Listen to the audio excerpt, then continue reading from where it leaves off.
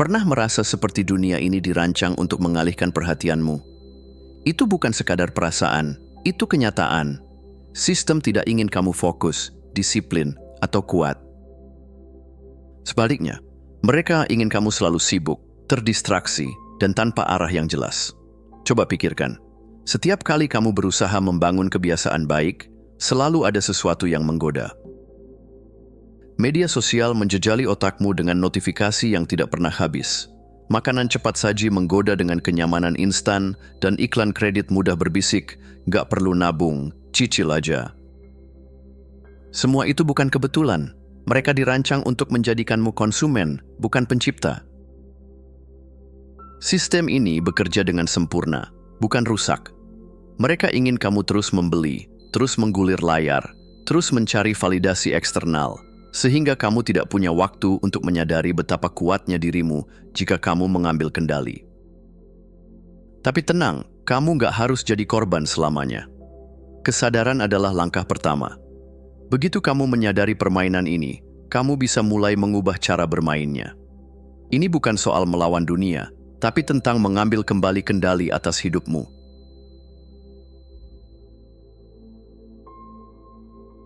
Pernah bertanya-tanya kenapa rasa malas dan kelelahan itu seperti sahabat karib yang selalu datang di saat yang tidak tepat?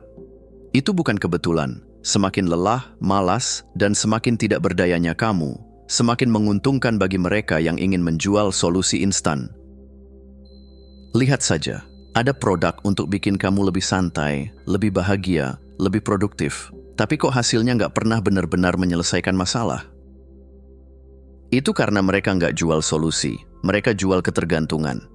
Kamu disuruh percaya bahwa tanpa kopi, kamu nggak bisa bangun pagi. Tanpa aplikasi ini, kamu nggak bisa fokus. Tanpa produk A, B, C, hidupmu nggak akan lengkap. Lebih jauh lagi, masyarakat lebih suka kalau kamu nurut dan nggak banyak tanya. Berpikir kritis itu ribet buat mereka. Mereka ingin kamu ikut arus, menjalani hidup seperti yang sudah diatur, tanpa mempertanyakan apakah jalan itu benar-benar buat kamu. Tapi kabar baiknya, kamu bisa keluar dari perangkap ini. Jangan buang waktu menyalahkan sistem, itu nggak akan mengubah apapun. Sebaliknya, fokuslah jadi lebih kuat. Sadari pola yang membuatmu lemah, dan bangun kebiasaan yang bikin kamu mandiri. Begitu kamu nggak lagi bergantung pada mereka, mereka kehilangan kendali atasmu. Dan saat itu, kamu yang mulai memegang kendali atas hidupmu sendiri.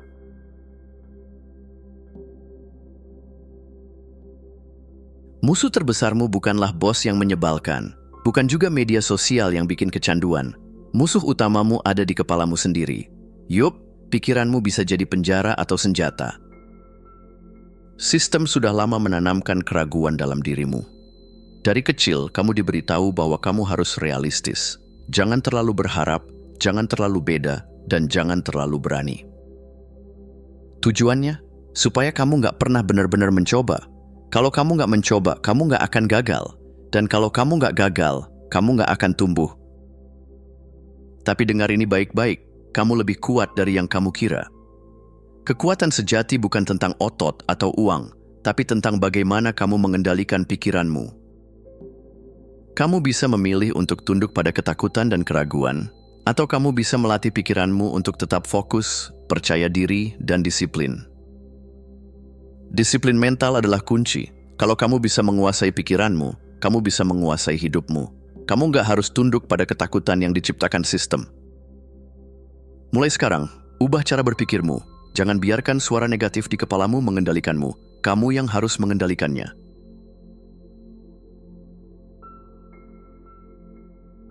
Gak semua orang akan paham kenapa kamu mulai berubah.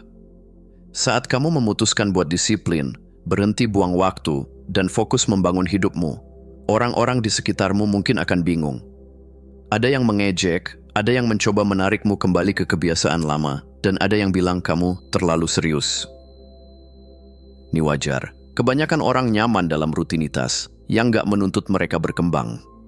Jadi ketika mereka melihat kamu mulai berubah, mereka merasa terancam.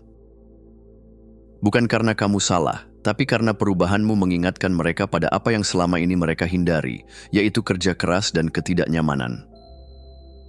Kesendirian dalam perjalanan ini bukanlah hukuman, ini proses. Saat kamu jauh dari gangguan, kamu punya waktu untuk mengenal dirimu lebih dalam. Kamu mulai memahami apa yang benar-benar penting, bukan sekadar apa yang diharapkan orang lain darimu. Jalan ini memang sepi, tapi justru disinilah karakter dan ketangguhanmu terbentuk. Dan satu hal yang pasti, mereka yang berani berjalan sendiri hari ini adalah mereka yang akan jadi pemimpin esok hari.